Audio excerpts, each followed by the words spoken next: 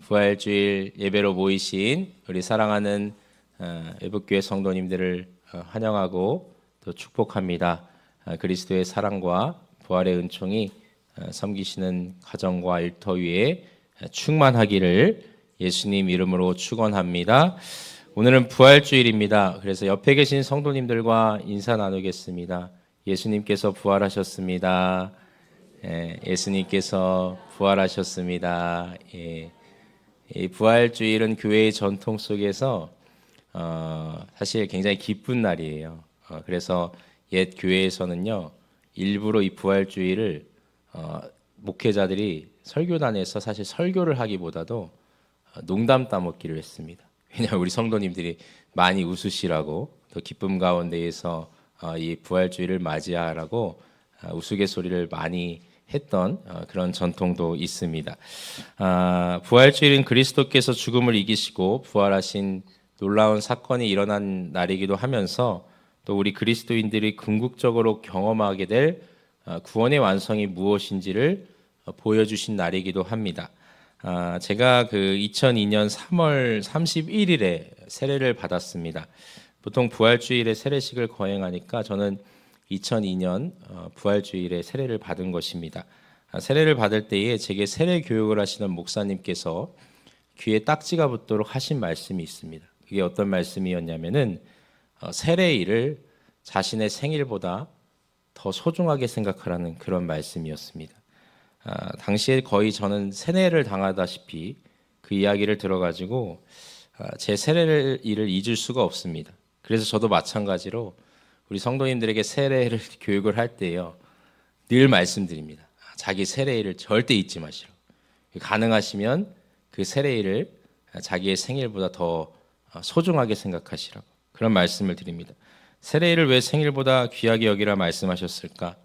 우리가 이 땅에 태어난 것도 물론 너무나도 중요하고 소중한 날이기도 하지만 그 생명을 가지고 예수 그리스도 안에서 새 생명을 얻은 날은 더더욱 귀중한 날이기 때문입니다.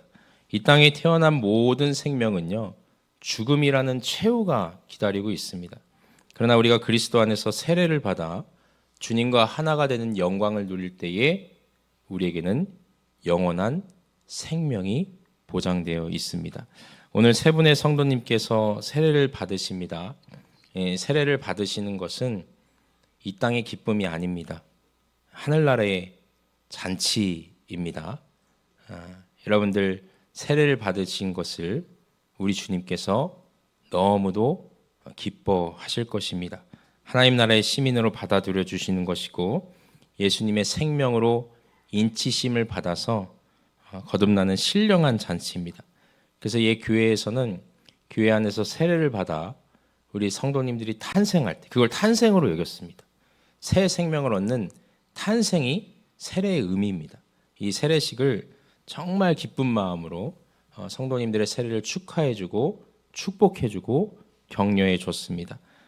그래서 오늘 마찬가지로 세례를 받으시는 우리 귀하신 성도님들을 우리 애북교회 성도님들께서 한 마음으로 격려해 주시고 축하해 주시기를 바라겠습니다.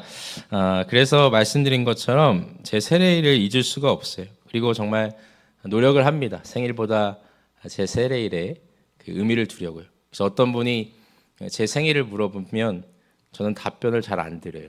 그리고 제 세례일을 말씀을 드립니다.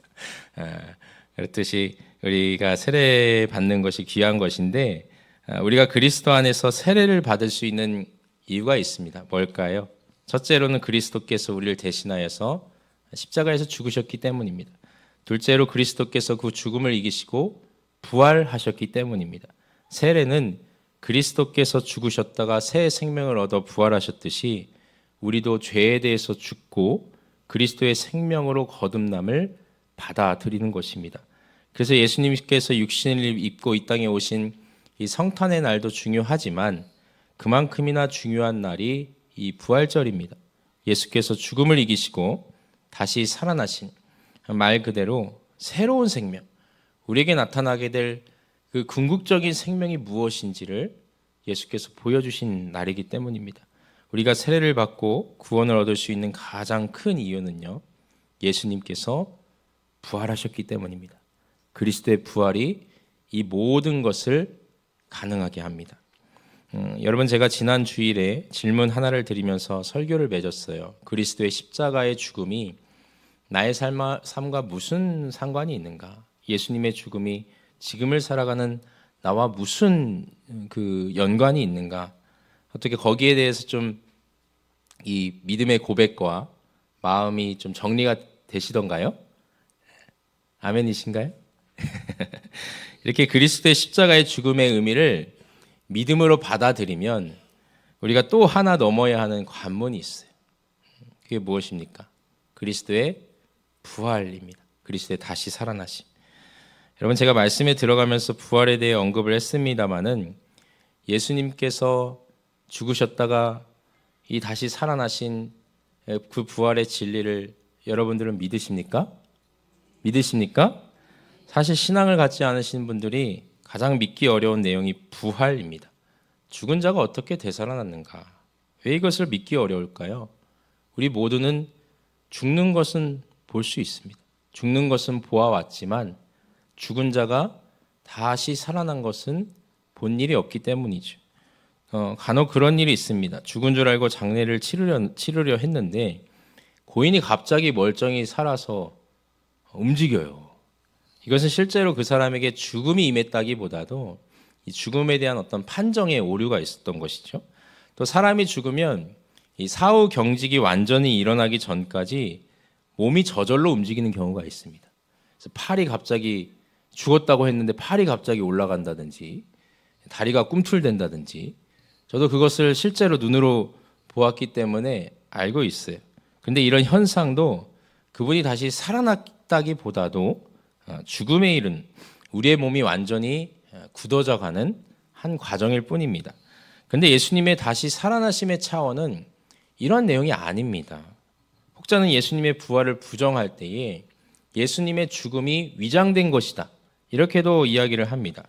그러나 십자가의 처형은 죽음을 위장할 정도로 그렇게 허술한 것이 아니었어요. 지난 주일에도 말씀드렸지만은 아리마다 사람 요셉이 이 예수님의 장례를 치르기 위해서 이 빌라도에게 찾아와 가지고 예수님의 시신을 내어달라고 그러잖아요. 이때 빌라도가 예수님의 확실한 죽음을 확인하고, 이 확실한 죽음을 확인했다는 것은 잔혹하지만 그 몸을 다시 한번 그렇게 확인을 했다는 것입니다. 확인 사살을 했다는 거예요. 그리고 나서 요셉에게 이 시신을 인계합니다. 그러니 예수님은 분명한 이 몸의 죽음, 이 생물학적 죽음을 확실하게 경험한 것입니다. 부활을 우리가 생각할 때는요, 이것이 전제되어야 합니다. 그리스도께서 분명한 죽음을 겪으셨다.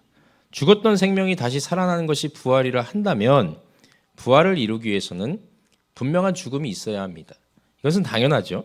다시 원래의 질문으로 돌아와서 우리가 그리스도의 부활을 어떻게 믿을 것인가, 여기에 대해서 일종의 기독교적 변증이 많이 있습니다. 그래서 오늘 다 말씀드릴 수는 없을 것 같고 하나만 말씀드리면요, 오늘 요한복음 20장에 예수 그리스도의 부활을 경험한 이 제자들의 이야기가 기록이 돼요. 우리 요한복음 20장 1절 말씀을 다시 한번 읽어볼까요? 요한복음 20장 1절. 안식 후 첫날 일찍이 아직 어두울 때에 막달라 마리아가 무덤에 와서 돌이 무덤에서 옮겨진 것을 보고. 아멘. 여러분, 막달라 마리아가 예수님의 무덤에 갔는데 무덤 입구를 막아놓은 그 돌이 움직인 것을 보게 되죠. 그리고 나서 이 여인이 제자들에게 찾아가 가지고 큰일 났다고, 예수님의 시신을 누가 도둑질한 것 같다고, 누가 옮겨놓은 것 같다고, 이런 내용들이 이어서 쭉 나오게 됩니다. 그 이야기를 듣고 제자들이 급하게 이제 무덤에 가보니까 정말 예수님의 시신이 무덤에서 사라져 버린 거예요. 그리고 나서 이 일을 어떻게 할까 제자들이 고민하다가 집으로 돌아갑니다. 그리고 그 자리에 누구만 남아 있습니까? 막달라 마리아만 남아 있습니다. 그리고 나서 요한복음 20장 15절에 가서 보시면 이 부활하신 예수님을 누가 처음 목격합니까? 막달라 마리아가 그 부활하신 예수님을 처음 만나게 됩니다. 여기서 이제 잘 생각해 봐야 하는 것이 뭐냐면, 부활을 처음 목격한 사람이 누구죠? 막달라 마리아입니다. 여러분, 이것을 잘 기억하세요. 부활을 처음 경험한 사람이 막달라 마리아다. 이 복음서가 총 4개로 이루어져 있죠. 이 4복음서에는 하나의 사건에 대해서 그 내용이 조금씩 다르기도 하고 또 어떤 내용은 이 복음서에 들어가 있는가 반면에 어떤 내용은 생략하는 경우가 많이 있습니다. 그런데 예수님의 부활에 대해서는 다 동일하게 일치를 하는 것이 있어요. 뭘까요?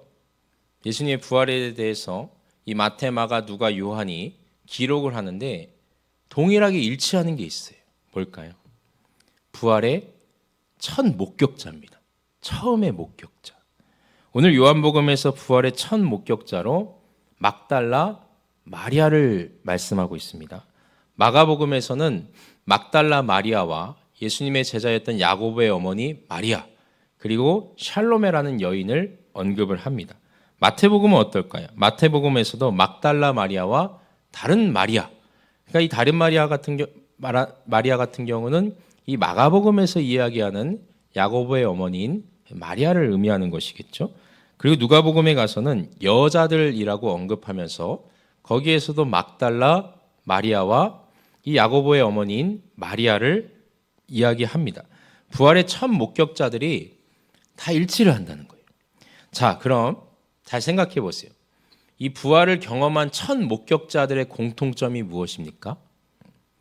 무엇이에요? 여인들은 여인들. 부활을 처음 목격한 사람들이 여성들이다.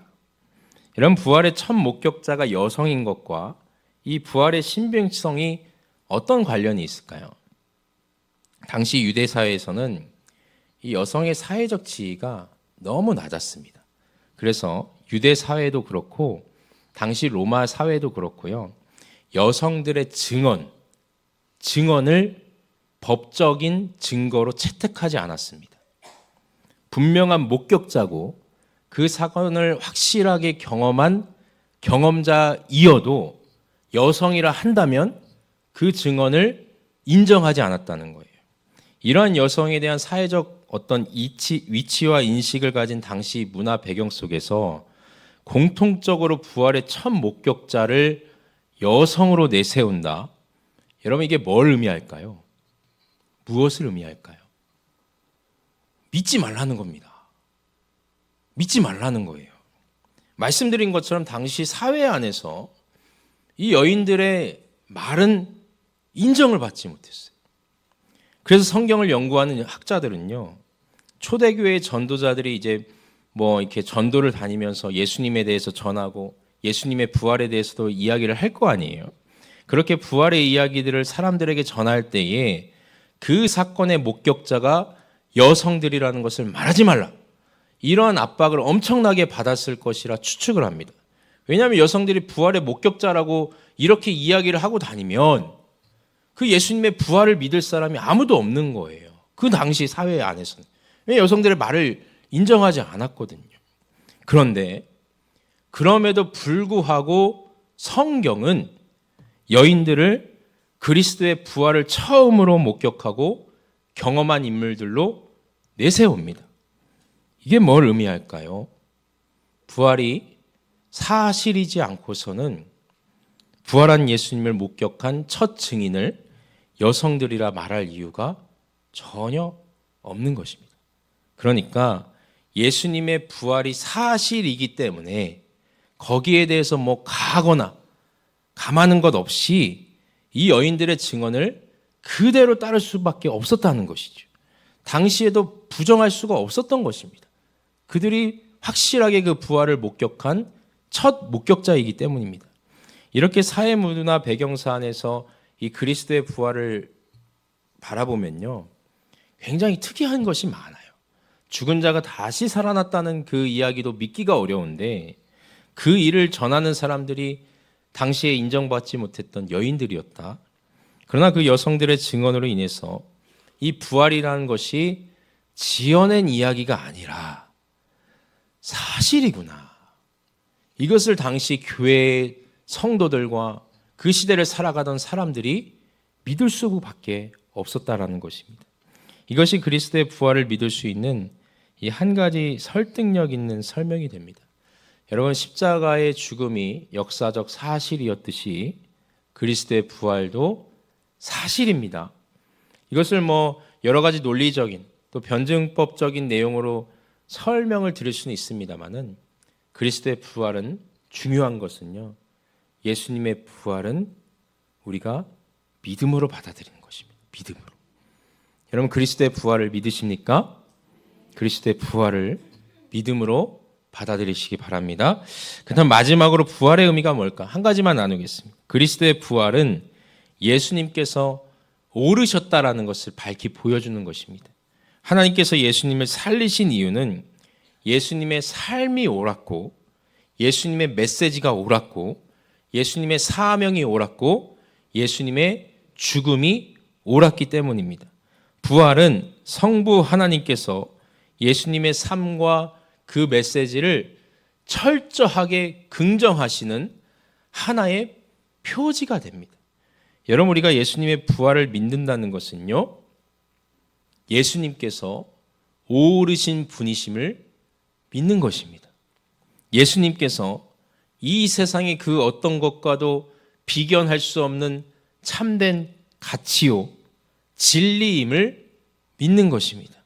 하나님께서 긍정하시고 하나님께서 의롭다 인정하셨기 때문에 예수님께서 다시 살아나셨습니다. 부활하신 예수 그리스도, 하나님께서 옳다 인정하신 삶을 살아가신 그 예수 그리스도, 그분의 죽음을 받아들이고 부활을 믿는 자가 해야 할 일은 분명합니다. 예수님처럼요, 하나님 보시기에 올바른 삶을 사는 것입니다. 여러분, 부활을 믿으십니까? 그럼 예수님처럼요, 하나님 보시기에 올바른 삶을 살아가십시오. 그것이 우리가 지녀야 하는 부활 신앙입니다. 이처럼 그리스도의 부활을 믿고 그리스도와 같이 이 하나님 보시기에 너무도 바른 삶을 살아가신 우리 귀하신 성도님들 다 되시길 예수님 이름으로 축복합니다. 축복합니다. 기도하겠습니다.